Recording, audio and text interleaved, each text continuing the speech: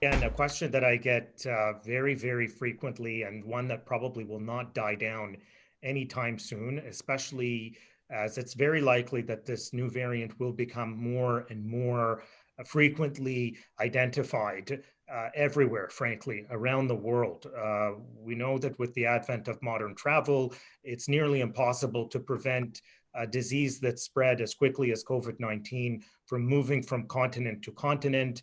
And we understand that it was identified as early as September in the UK, and yet the travel restrictions have only recently been implemented.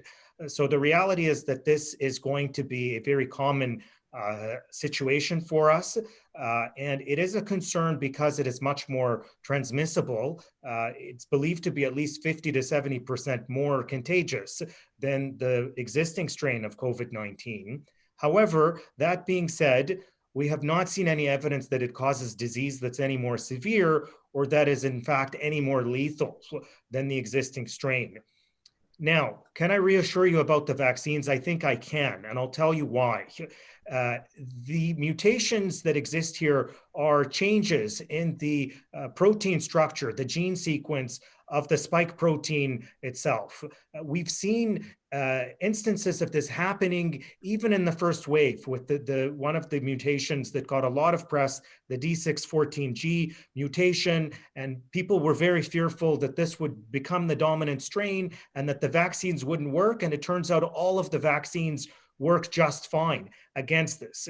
We suspect that the same thing is likely to be true with this new variant. And the reason it's important to have that confidence, we know that when we get a vaccine, we don't just produce antibodies against that one target. We get a whole set of antibodies. We call this a polyclonal response. It's like multiple different weapons that are assigned not only against this exact formula of the target, but against many that might be a little bit different in terms of their appearance. And we think that that's what saved us with prior mutations. We think it's very likely the same will hold true with this mutation as well. But again, caution, because it is more contagious, it will spread more rapidly. That causes us to be much, much more vigilant. We have to be that much more careful about reducing the spread between one another, irrespective of the vaccine. The vaccine is only one layer of protection. We still have to do our part to prevent it from going between one person and the next if it does this more effectively.